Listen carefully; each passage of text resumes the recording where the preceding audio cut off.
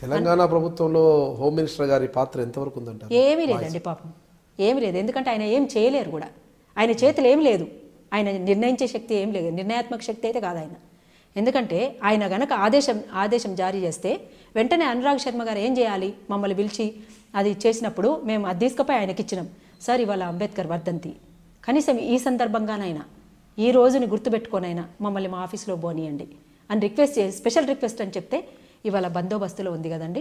అందుకని కామారెడ్డి ఎస్పీ గారికి నేను మాట్లాడతాను, ఇవాళ సాయంత్రం కానీ రేపు ఉదయానికి కానీ ఖచ్చితంగా మీరు మీ ఆఫీస్లోకి వెళ్ళొచ్చు, తాళం తీపిస్తాం, మీరు వెళ్ళొచ్చు, ఉండొచ్చు మీ ఆఫీస్లో మీరు అని చెప్పిండ్రు. చెప్పి 24 గంటలు అయిపోతే కూడా బయటకు వచ్చి కూడా మేము మీడియా వాళ్ళతో మాట్లాడినాం. మాట్లాడితే కూడా సంతోషం ఏ మేరకైనా సరే కేసులు అంటారా చూద్దాం, ఎట్లా అట్లా ఫైట్ చేద్దామని. కానీ తెల్లవారి మధ్యాహ్నం వరకు కూడా ఏ పోలీస్ స్టేషన్కి రెస్పాండ్ కాకపోవడం, అది హెచ్ఎం గారు కూడా రెస్పాండ్ కాకపోవడం, అట్లాంటప్పుడు మా జాగ్రత్తలు మేము ఉండాలి కదా. ఇవాళ పౌర హక్కుల సంఘం మిత్రులందరూ కూడా కలిసి ఇది ఎట్టో దారి తీసేటట్టుంది, వాళ్ళ చేతుల తాళం ఉంది కాబట్టి చాలా జాగ్రత్త పడాలి మనము.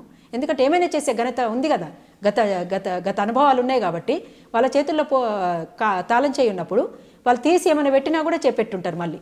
అందుకని ఆ ఉద్దేశంతో వెంటనే హైకోర్టుకి వెళ్దామని చెప్పేసి హైకోర్టు పోయినాం. అంత పని చేసిండ్రు వాళ్ళు.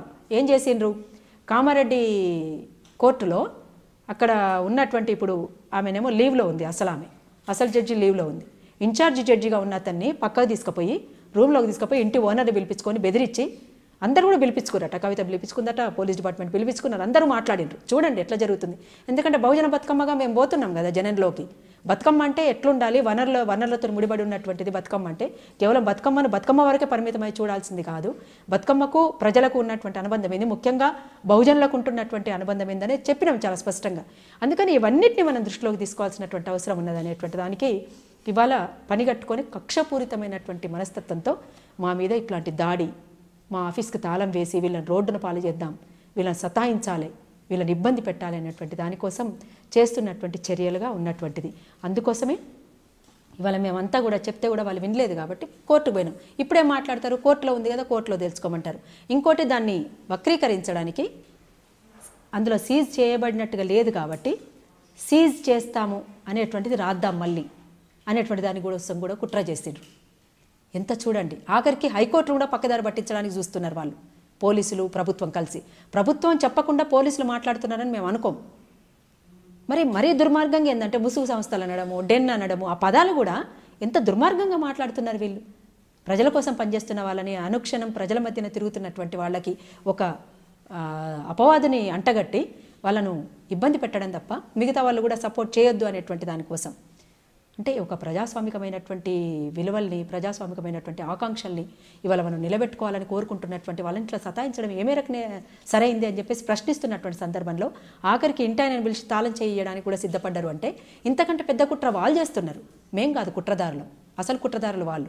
అందుకని ప్రజలంతా తెలుసుకోవాలి, ఎవరు అనేటువంటిది, ఎవరు ఏంటి అనేటువంటిది చాలా స్పష్టంగా ప్రజలు తెలుసుకోవాల్సినటువంటి అవసరం ఉన్నది.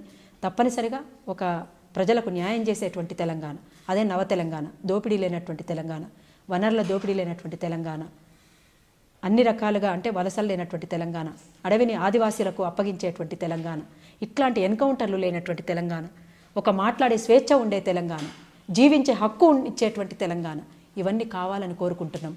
అందుకనే ఈ ఛానల్ ద్వారా ప్రపంచమంతా చూస్తుంది కనుక, ప్రపంచంలో ఉండేటువంటి ఇక్కడి నుంచి వెళ్ళినటువంటి బిడ్డలు అక్కడ కూడా నివసిస్తున్నారు కనుక ఇతర దేశాలలో, వాళ్ళందరూ కూడా ఆలోచించాలని, మనసు పెట్టి ఆలోచించి తప్పనిసరిగా న్యాయమైనటువంటి పోరాటాలకు మద్దతుగా మీరంతా నిలబడాలని ఇవాళ ఇక్కడ ఉన్నటువంటి సామాజిక ఉద్యమాలలో, ప్రజాస్వామికమైనటువంటి ఉద్యమాలలో పాల్గొంటున్నటువంటి అరుణోదయ సాంస్కృతిక సమాఖ్యం అలాంటి వాళ్ళం కానీ ఇంకా చాలామంది ఉన్నారు.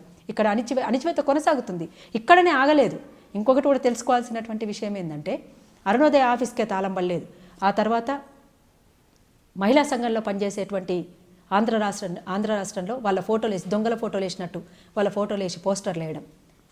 ఇవాళ ఆదివాసీ బిడ్డలకు న్యాయం జరగాలని కోరుకోవడానికి డెమోక్రటిక్ ఫ్రంట్ ద్వారా ఫ్యాక్ట్ ఫైండింగ్ టీమ్గా పోతున్నటువంటి ఒక అడ్వకేట్స్ అయినటువంటి వాళ్ళని కూడా అరెస్ట్ చేసి, ఈ ప్రభుత్వం అరెస్ట్ చేసి అవతల ప్రభుత్వానికి ఛత్తీస్గఢ్ ప్రభుత్వానికి అప్పగించడం, ఇవన్నీ జరుగుతున్నటువంటివి.